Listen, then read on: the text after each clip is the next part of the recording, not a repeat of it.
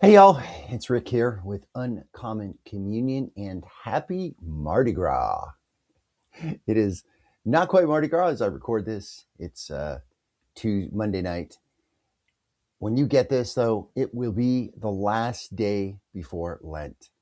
And I encourage you to take a look at my post for this day, not this date, but this day last year, because I'm going to say much more about Fat Tuesday, Shrove Tuesday, Mardi Gras in that post than I am going to in this recording.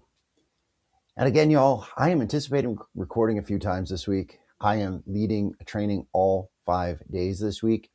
And today, Monday, it went well.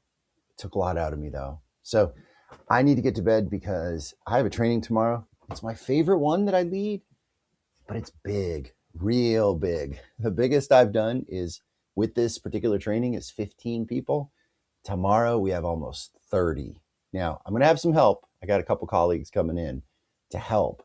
Nevertheless, though, it's going to be a lot. So I need my rest. Well, let's begin, as we always begin, by recognizing, realizing, celebrating, and trusting in the reality that we are always and everywhere in the holy presence of the more and each other. So I think today's theme on a day that was fairly quiet in current events, which is nice, really nice, it is a day in which we reflect on places and cycles and celebrations, but not in that order. The place is going to come last because that's what is going to be the theme of the song that we are on to today.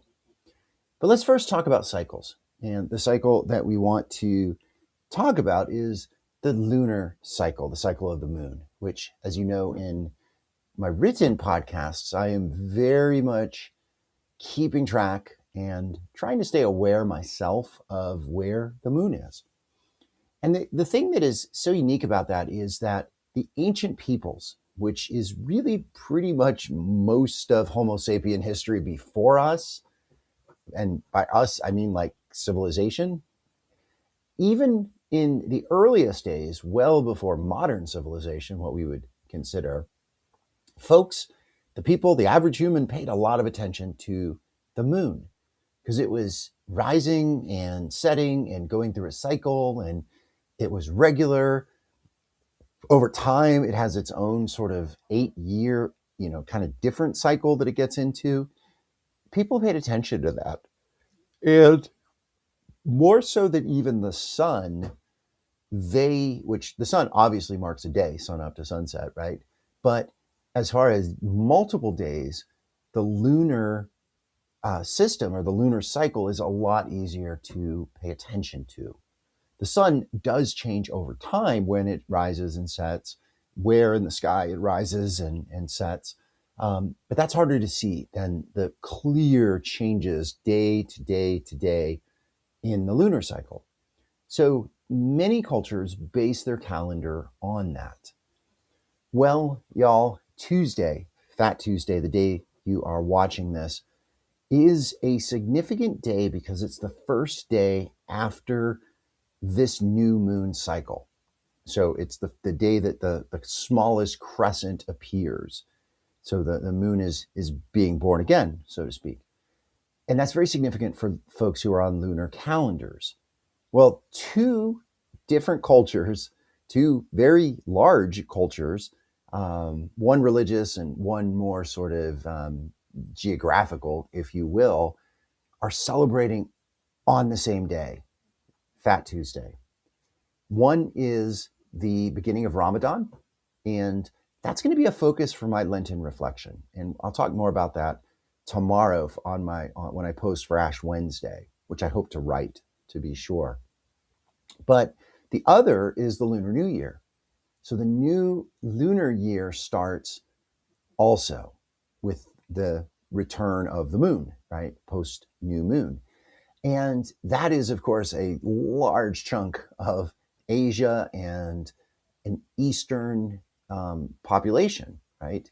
So then you add in Fat Tuesday, the eve before Lent for Christendom, and you got a lot of people celebrating something quite significant and something that just doesn't line up very often. And I think it's auspicious, and I think it's worth reflecting on and celebrating. So that's what is happening tomorrow with cycles and celebration. Let's talk about place. The psalm that we are on to, Psalm 48, which I will read in full. It's 14 verses. I think it flows pretty quickly. It's all about Jerusalem. And Jerusalem, at its time, and even to some extent now, is considered like the center of the world, or sometimes it's referred to as the navel of the world, right? Before I learned that in my theological studies, I was in Boston College, and I remember hearing Boston's very boastful identifier, where Boston calls itself the hub, right? And that is the hub of the world, right? And in some ways, it is very much the hub of New England, certainly. But it's really not even the hub of the East Coast. I mean, or even America. New York is far larger than Boston and far more significant in pretty much everything, right? But yeah, Boston has this attitude, in part because Boston is a lot older than New York. Not a lot, but somewhat older. And it is really where the American Revolution started and was fought, and, and very, very importantly. So this idea of a place being a center, a place being a hub is both sort of political and social, national with Boston's case, but also theological and spiritual. All three monotheistic faiths hold Jerusalem to be of utmost importance, right? Christianity, of course, Jesus is crucified and rises in Jerusalem. The Jewish people built 2 temples there, and the Muslims hold that the site of the Second Temple, which was destroyed shortly after, a few decades after Jesus's life, death, and resurrection, but the Second Temple was on the site where the Dome of the Rock is, which covers the rock that is believed to be where Abraham almost sacrificed Isaac, a key story in both Judaism and Islam, and also where the angel Gabriel took Muhammad, the prophet, right? So lots and lots of significance. And even especially back in the time of the psalmist, around the time of King David, whether or not he was the actual psalmist, we have psalms like this, celebrating Jerusalem. And again, I think I'm going to read just a few verses of this. So I'm going to actually read the second part of it, so 9 through the end. O Great Spirit, in your sacred lodge, we sit and think deeply about your love that remains faithful and true. Creator, the songs we sing about your name go out to the edges of the earth. Your strong right hand reaches out to do what is right. Let strong mountain Zion shout for joy. Let the daughters of He gives praise, Judah, dance with glad hearts, because your decisions bring harmony. Walk around strong mountain Zion and count her highest parts. Take a good look at her strong walls and walk through her noble lodges so you can tell her story to the next generation. For Great Spirit is our creator for all days to come. He will be our guide until the day we die.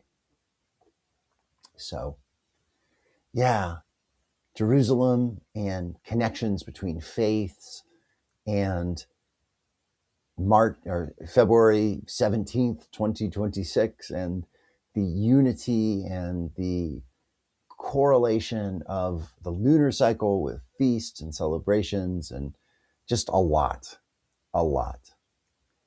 Well, y'all, today has been a lot, and tomorrow and the rest of the week is going to be a lot. So it's time for me to sign off. I hope you have a good last day of feasting and festivities before the solemnity of Lent begins.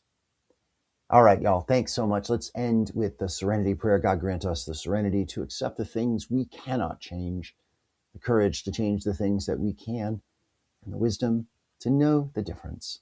Thy will, O God, not ours, be done. All right, y'all. Blessing and good. Be well, be bold, hold fast, y'all.